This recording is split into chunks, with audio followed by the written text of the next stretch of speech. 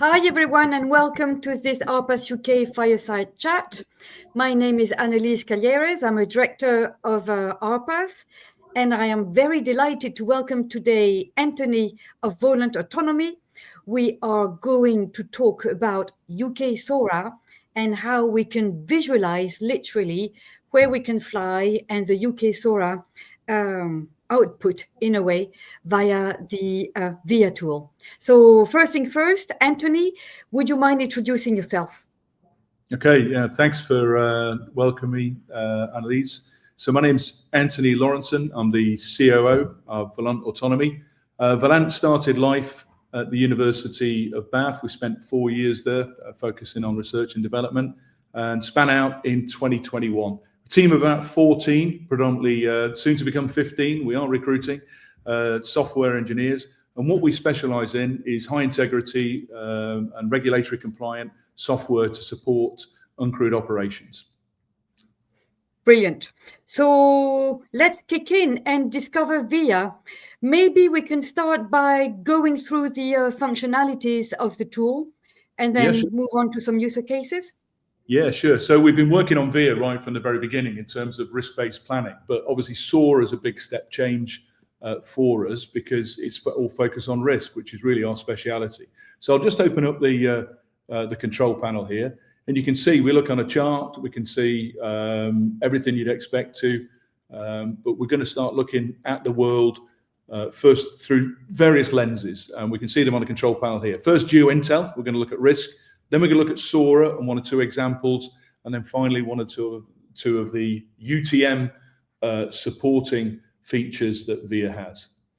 So first of all, let's have a look. We're going to switch on geo-intel, and we're going to zoom in to have a look at the UK. So now we're looking at the UK, no longer as a chart, but as a sort of risk heat map.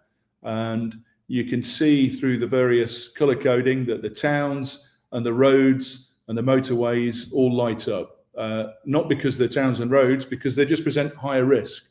And what we do to create these maps is we carry out FEMA analysis, failure mode analysis, and we fail a particular aircraft. So each aircraft has its own type of chart in around 14,000 ways, right down to component level. We know a lot about the autopilot, and so we know how the aircraft will react as it goes through these thousands of failure models and see how they would impact the ground. So the various types of roads we know, so we know the maximum velocity on them. Obviously, motorways are greater risk than B roads, etc. So we can start to look at the world and decide, before we even go down the regulatory pathway, as whether it's common sense and whether your due diligence has been applied. And we can change that. We can change that to minimum risk, to maybe a compromise of 50% or no risk at all.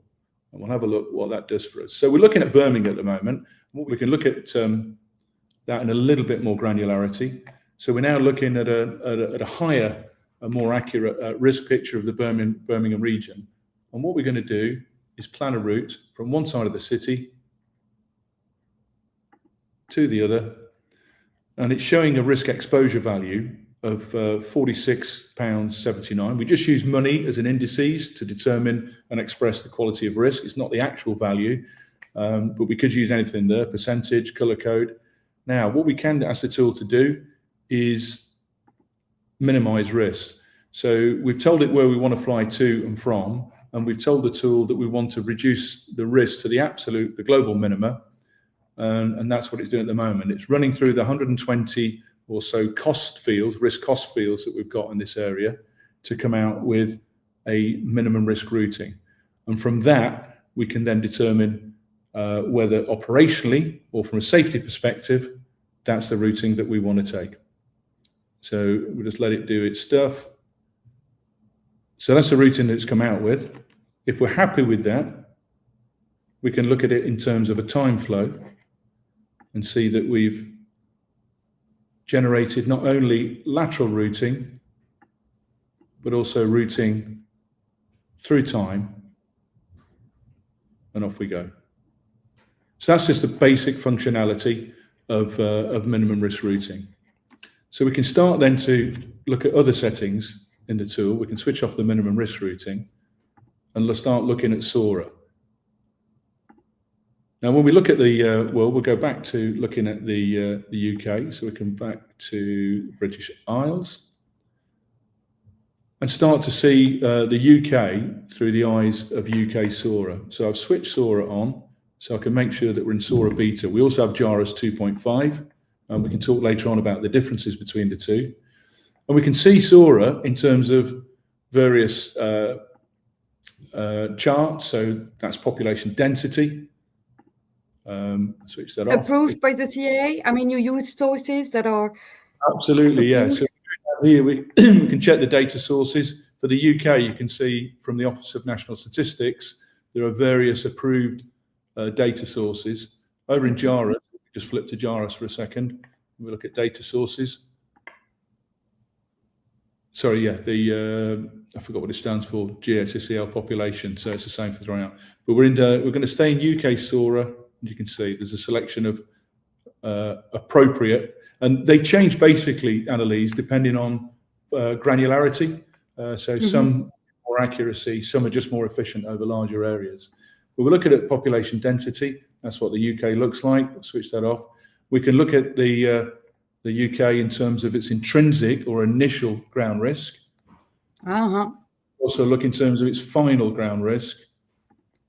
We could look at the ARC settings, the sale requirements, but a lot of operators really just want to look at where they can fly. And that's probably the most important information of all. So can I ask something? Can you walk us through like a basic scenario? Let's assume I'm a drone operator, cell 2, that is, a current specific category. I haven't gone through cell 3, therefore I'm cell 2. I've got a UAF that fits, let's say, in the first column. So less than 1 meter span and less than 25 meters per second maximum speed. Let's assume that I fly VLOS. So I have a mitigation on the ground and air. And then let's assume I have another ground mitigation risk point, like shelter. So I'm just going to run through all those bits and pieces. You mentioned shelters. Right, brilliant. So shelters, M1 Alpha, which SORA fanatics will be interested in. We can just have a look at the table you talked about. So you talked about column 1, so 1 meter, less than 25 meters a second. So we go down in the setup. So we're not going to do, for the moment, control ground area. We're not going to do atypical for this particular example, or that's one way of moving around the UK. Ground risk buffer, we'll leave that at 120. Characteristic dimension, you mentioned 1 meter, 25 meters a second.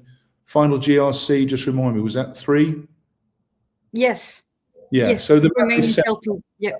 So it comes out with we're looking at a sail 2, but of course we're looking at a VLOS operation. So if I move to the ARC chart, this is showing up as ARC C, but of course, as you mentioned in your scenario, we're using VLOS, so that would drop down to ARC B. So sail 2 would be an appropriate level. So that's showing I'll just make sure we've got the right charts there. We're looking at the flyable regions, and I think it just stands out better if I just move to this street view. So you can get some idea of what the UK looks like in terms of its flyable region. So this is for a VLOS operation using a sail 2 platform, using an M1A mitigation with a final GRC of 3. So given the combination of, and I'm sure most people familiar with SORA, that we're looking at the ground risk, the air risk, the integrity of the platform, the sail level, and then what we do is condense that so people get a short form view of where suitable operations are going, are capable of flying. Now, there are other mitigations where you can perhaps speak directly to the local ANSP and get dispensation. But in terms of a pure SORA view of the UK, that's what you get. So does that answer your question, Anne-Lise? Yeah, it does. And I mean, even in VLOS, there is a lot of dark green. Let's put it this way. So, but there are other ways. There are other ways of flying VLOS, of course. For if you're below 25 kg, you've got PDRA 01 to rely on. Yeah, you're right. And now, open category has always been available, but with class marking coming up, it's going to be an even larger opportunity to fly VLOS in the UK. Okay, so that's okay, VLOS. Clear. Okay, so we've set the system up really. I mean, what we're focusing on and what VIA looks at is specific category BVLOS operations. And it's interesting you brought that question up, because in feedback from some of our clients who are still, their business model is around that VLOS operation, and that's a toggle that we're working on at the moment, as we are with a lot of the strategic mitigations under UK SORA. But these features will be coming into VIA over the next few weeks. You can probably see at the top here, this is UK SORA beta. So what we're really interested in at the moment is people using the tool and giving us this sort of feedback for their own personal use. Okay, clear. And can we have a look at what it looks like if we were in sales 3? So let's assume sales 3 manufacturer or operator, BVLOS ready. If we could have a look at where we could fly on a scenario in continental Europe, a country of your choice. The Netherlands. So we are just in Amsterdam. We're just going to go to our SORA setup. We're looking at an aircraft that's got 3 meters, wingspan 35 meters a second. We talked about the mitigation, and let's have a look at the charts. So you can see the flyable region for a Sail 3 aircraft is still pretty restrictive. But if you think about the area that you're in, it's pretty congested and condensed area in terms of the airspace, and it's obviously quite a congested area in terms of ground population. So we'll just pop up. That's the population density map. And you should be aware, JARUS differentiates between rural and urban at about the 500 people per square kilometre type area. So it's always going to be a tricky area in terms of ground risk. So the flyable region does make sense there. Let's just have a look at it in terms of ARC. So we're looking at ARC-C, and then just on the coastal regions around here and here, that drops down to ARC-B. So for BVLOS flight, certainly if this was back in the UK, in fact, we can take the same parameters and go back and look at an area in the UK, if you like. That would be interesting. Yeah, let's have a look. So we'll go to our charts. Let's go to Bristol. So we've got the same parameters in here. So we can see ARC-C airspace determined there by that. Let's just have a look. Bristol Airport itself. As soon as we move out of that, we're moving into ARC-B. Now, in either of those, under UK SORA, we're going to need some form of detect and avoid system. In ARC-B, for BVLOS flying, that is. In ARC-B, that could be a self-certified one. For ARC-C penetration, then we're going to need a certified DEA system. And the one that SORA tends to point to is an RTCA SXU minimum set of MOPS. So it is restrictive, as you might expect, but I think this is going to be a big issue for BVLOS operators in the UK. Is the regulations seem to be pointing us further and further up the sail levels. So if you wanted to penetrate, for instance, about 90% of the UK airspace, then we're looking at an ARC-C capable aircraft. So a Sail 4 ARC-C type scenario is the one that's going to give the most efficient penetration. Like I said, about 90% of UK airspace, but it's really what that turns into in terms of a cost model for a lot of your users and their business case.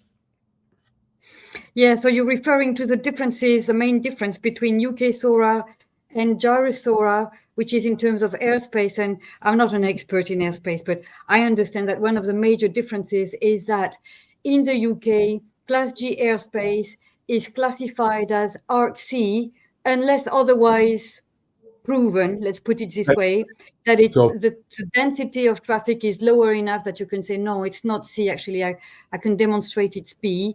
And if you cannot make that case, or through the various mitigations that are offered by the CAA currently in UK SORA, then you would have to use more detect and avoid capabilities. So I hope my non-expert little explanation is broadly correct in terms of the differences as we can see them on your tool, actually. So as we move over to Bristol and have a look, let's have a look with it under JARUS 2.5, which is a different ARC mechanism to UK SORA. Then I'm going to put the UK SORA database in there. And as you can see, straight away, it is a function of airspace classification. So close to the airport in the ATZ, that is ARC-D, requiring a certified platform. This is below 500 feet. So within that ATZ, you're getting away with ARC-B, because ordinarily you wouldn't certainly find type 2 traffic. That would be by exception below 500 feet in that ATZ. But as you mentioned, that the ARC-C becomes the norm. And in fact, if we go and have a look at the UK under those parameters, and it creates something of an anomaly. So below 500 feet within an ATZ, we're starting to see these pockets of ARC-B airspace, but the vast majority of UK airspace below 500 feet is ARC-C. And as you said, that encourages a requirement for a certified detect and avoid system. Yeah, so it's a work in progress, let's put it this way, in terms of the airspace. Probably we start from a starting point, but let's hope that as we gather more data and evidence, and then there are systems that are robust enough in a way for detect and avoid, that this picture is less orange and more yellow. Yeah, and I think that answer is going to come through as we work through the strategic mitigations under Article 11. There are 10 strategic mitigations, but how the CEA start to interpret them and what comfort levels there are about altering that ARC level is yet to be seen. But I think that's where we're looking at DEA systems, and we're looking at a collection of those strategic mitigations. Yeah, so we start with essentially an orange map, but what you're saying is that even today, it's up to the operator to make the case using the strategic mitigations. Absolutely. And a robust detect and avoid to argue that actually, yes, we start at ARC-C, but they've got mitigations in place so that it becomes B. I mean, A, I doubt it, but at least B. Yeah. Okay. I think that's whether and how much we achieve in that field is yet to be seen. Yeah. So, Anthony, shall we have a look at another function? Yeah, sure. Shall we have a look at the UTM function? And I'm curious because I genuinely don't know what the VIA tool is going to offer under that functionality. Yeah, sure. So probably the easiest way is to just show another function. We can import a flight plan. In fact, what we'll do is we'll move maps. We'll go to down south, close to home, close to Bath. We'll go down to Yeovil Airfield. Have a look at through a satellite map. Going to import a KML file. It's running in and around the Yeovil area. So it's the route that, let's say, has been approved by traffic control. So I'm happy with that routing, and I'm going to submit that flight plan. Just want to make sure that it looks about right. So it's using operational intent volumes. You can see those highlighted areas. So that looks about right. So that's in the system now. So anybody using the system is aware that I want to fly there. So we can start trying to plan and deconflict, or show a deconflict function rather. So say I wanted to follow this route. Now straight away it shows that that is not going to work. But what we can use the tool to do is generate a reroute around that to maintain the safe separation. Now, what the tool's done in this case is use lateral, or it can use vertical separation, but also you can see it can use temporal deconfliction, so it can just delay the flight time. And then if we want to have a look at, let's have a look at this in 3-dimension. I'll just switch on the 3-dimensional map and just tilt over. Sometimes people get a better perspective of what's going on. So we've obviously got 2 aircraft flying in close proximity at the same time. We might want to have a look at how that runs in real time. So I'll just speed things up, and we can see our aircraft. It's positioned inside the operational intent volume. It'll just run around on a loop. And if we want to follow and have a look, we can do that. And so we can pan in.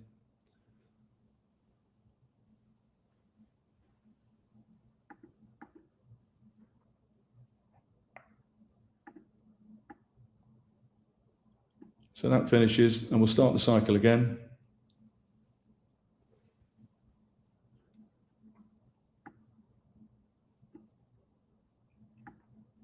So we'll just run them through and follow the aircraft. And what we can do, we might be interested in what risks it's actually avoiding. So we can eliminate the geo intel function and make sure that it's avoiding high-speed roads or villages or towns. And obviously the OIV function allows us to see where it's avoiding. I'll just speed that up for you. Where it's avoiding other aircraft. You can see the sort of parallel operational intent volumes avoiding each other vertically and laterally. And at the same time, we're minimizing risk. So that's it. It's just a very brief introduction on the UCM, the deconfliction function.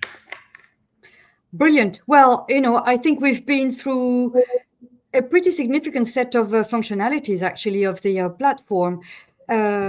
And what is also excellent is that you've embedded UK SORA, what I would call regular SORA or JARUS SORA. Yes. So it's it's a global tool. It's not at all limited to the UK. My final question would be, how can people access VIA? And what is the order of magnitude of the cost of your solution? Yeah, sure. Well, the good news is on the cost front, at the moment it's free. What we're really interested in with the beta version is users' feedback. So your members would be welcome to come and try the tool, use the SORA functionality. And all we'd ask is they come back with comments, criticism, suggestions, so we can try and adapt it and make it as useful as possible. In terms of accessing it, I think we can put up a link. If you go to our website, you will see a link under Volant Autonomy. If you look at our products under VIA and just scroll down, you just click there, set yourself up as a new user, and then off you go. It's limited on the areas, on the charts, but you've got full functionality, so you can see what it can do for you. But any suggestions from there? In fact, any questions about SORA, anything we've talked about, please get in touch with it. We're always happy to have that conversation. So I'll have 2 suggestions. One is that we will add a page at the end of our recording with the links to your website. And then the other suggestion is that any company currently doing some BVLOS flight trials, as long as they are not competitors of yours, or even if they are competitors, just to do an assessment of competition, I would encourage anyone in a BVLOS sandbox or actual commercial BVLOS flights to go and register and test the system, because that's the best thing we can do to improve it. Obviously, it's a very powerful tool, so let's just make the most out of it. Yeah, be happy to talk to anyone, competitors. All right, brilliant. The like. Thank you. Thank you, Anthony. Thanks very much for explaining the VIA tool to us. It's very interesting. So I wish you all the best in the beta testing and way beyond that. Thanks very much, and thanks for having me today, Anne-Lise. Cheers. Bye-bye. Bye.